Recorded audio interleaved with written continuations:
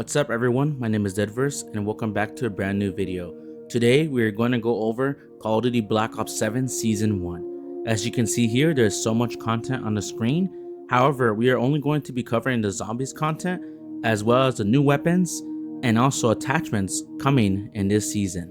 The new zombies map coming in Season 1 of Call of Duty Black Ops 7 is Astra Malorum, where our main heroes will continue their perilous journey in search of another Shadow Smith. And this map takes place on top of a skull on the side of Saturn, which is going to be an interesting setting. The new main boss enemy type on Astra Malorum is called Oscar, which stands for Observation System and Carnifex Educator Robot. And you will see his abilities right now. Alright, so his abilities are as follows. The drone shield basically protects him from incoming damage.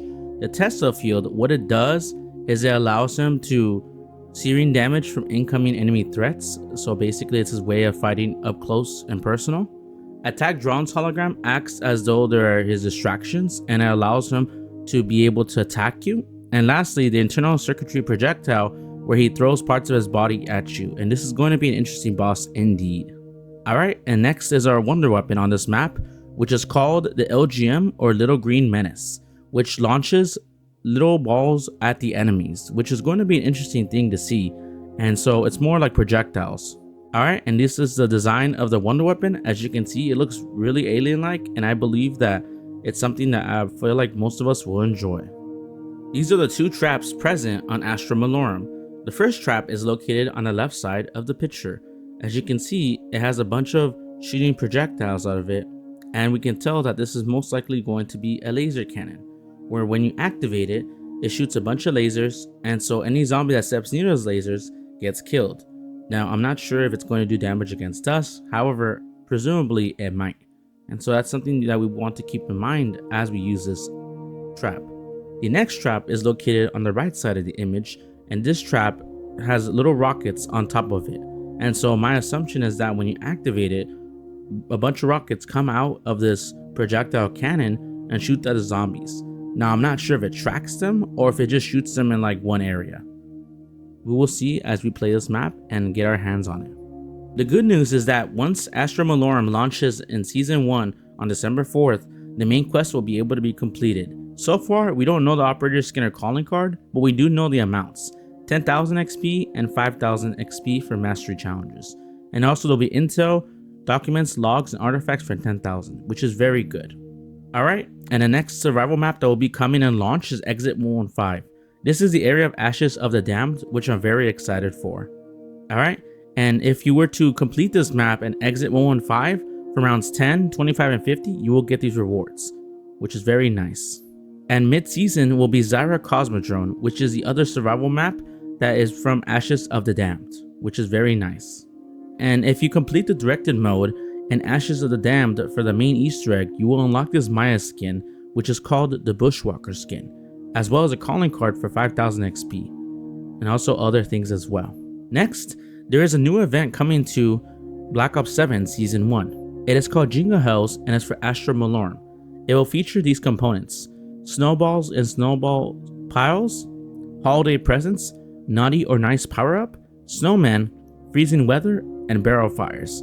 Now, the main purpose of all of these is that the snowballs allow you to freeze zombies, the holiday presents allow you to get presents as the rounds climb higher, naughty or nice power-up, if you get a nice power-up, it helps you out. If not, you get a naughty one which spawns time waves of ravagers. Then snowman, you get loot, freezing weather, cannot stay outside, and barrel fires, you can stay outside as long as you're in that area, which is pretty good. Alright, and these are the camos for Astra Malorum. As you can see, the pack-a-punch is also back, and these camos look really sick. I'm curious to see how they look in game. We have a returning perk on Astra Malorum. This perk is called Mule Kick. What it does is that when you consume it, you will gain an extra weapon slot. Now, as you can see right here, these are the 9 augments present with Mule Kick. The main augments present with Mule Kick are 4 major augments and 4 minor augments. The first major augment is Pack Mule, which allows you to carry more stock ammo.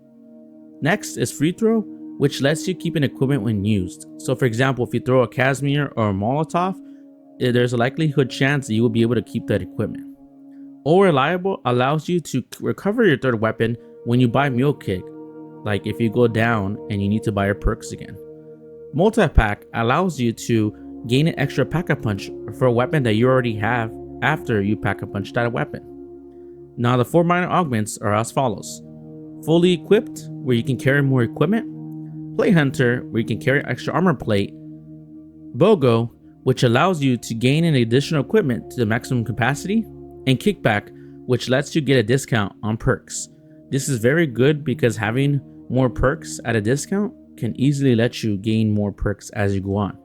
And so I believe that these augments are very powerful for Mule Kick, and it's going to be challenging to see which one you select. The returning ammo mod is called Light Mend, which deals light damage. As you saw in the picture, those are the augments for Light Mend. However, here are the descriptions to go along with it.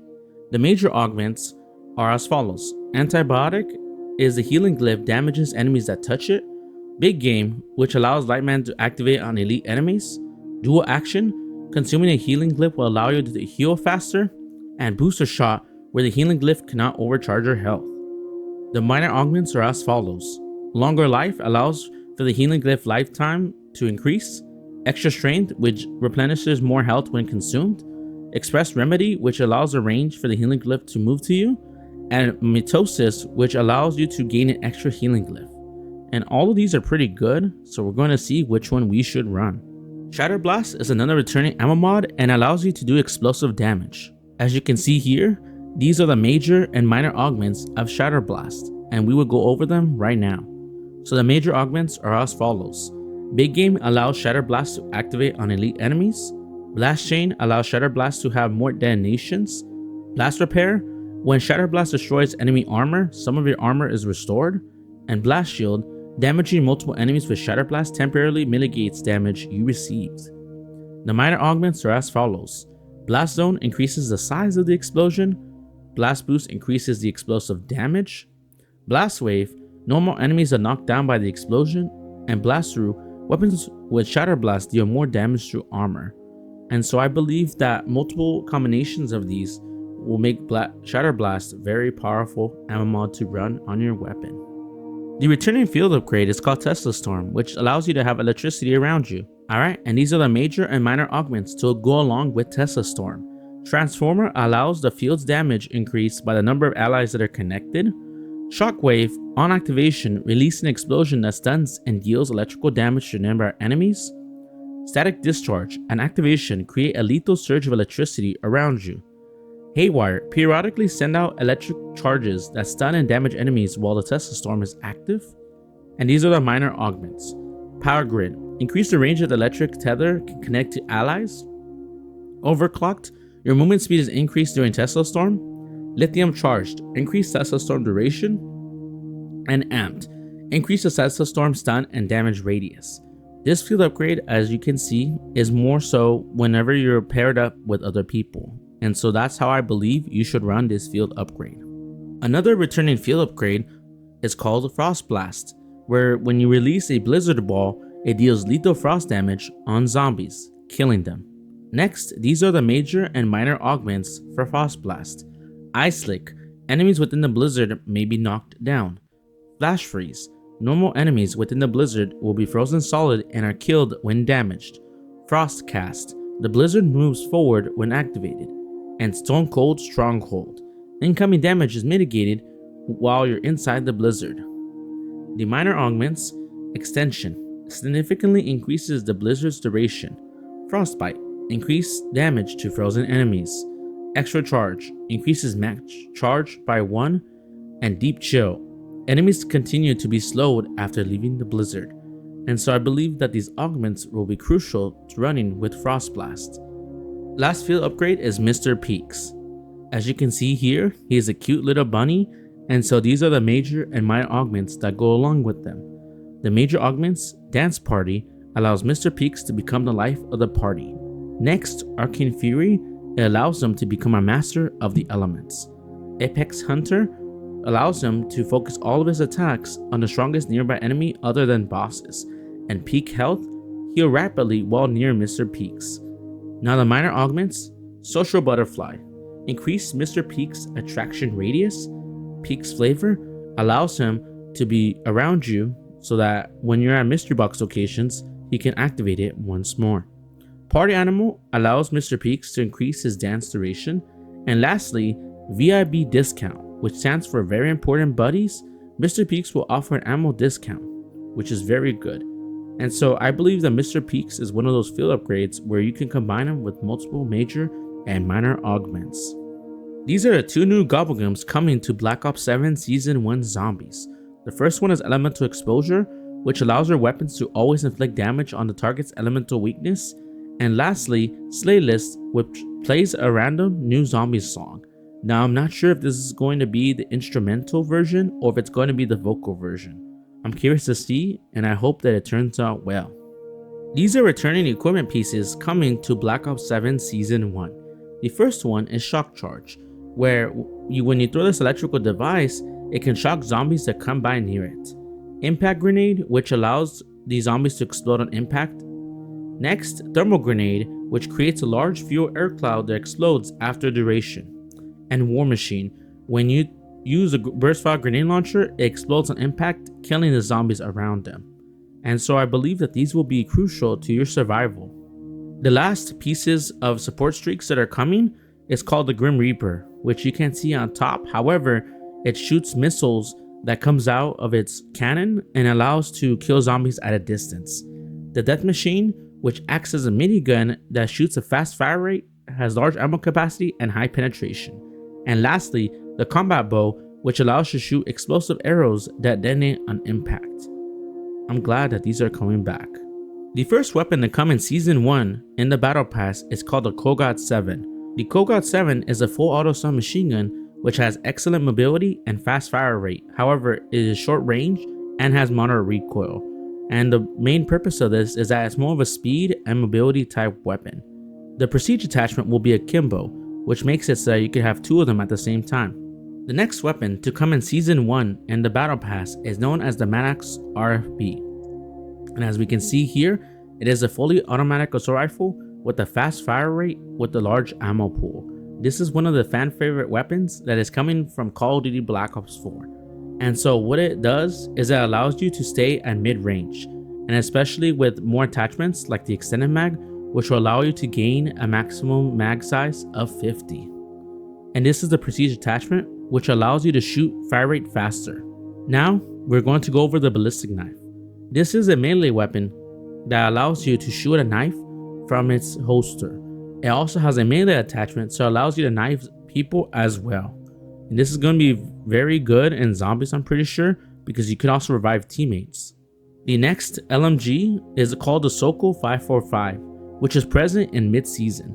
It is a fully automatic light machine gun, which can switch on demand between a slower fire rate with high accuracy and range, and a faster fire rate with higher damage and recoil. So this is one of the few weapons in the game that allows you to switch between two classes, which is very good, especially the fact that this has 100 ammo. That's very nice. And so we're going to see right now that it has a special Prestige attachment that most weapons do not have. This weapon has the 6-round Dread Burst one, which converts this LMG into a 6-round burst weapon, which is going to be very good. The next weapon to come in Season 1 is called the NX Ravager, which is a crossbow that launches high damage bolt projectiles. It can be configured to fire explosive bolts that detonate a short time after impact. And so the purpose of this is it allows you to land quick loading bolts in a device to shoot accurately at great distances. And so I believe that this crossbow is going to be very good in zombies, especially with the Prestige attachment, which I will showcase right now. The Prestige attachment allows the crossbow to carry 3 bolts, and once you fire them, they will shoot out. And that's going to be very good at dealing with multiple zombies. The next weapon coming through an event in Season 1 is called the Hawker HX. This weapon is a bolt action sniper rifle with fast handling and mobility, however has higher recoil and flinch. As you can see, it is very reminiscent of the Black Ops 2 sniper called the Ballista. And so this is going to be a very interesting weapon to try on zombies because it could potentially have a special ability when pack-a-punched.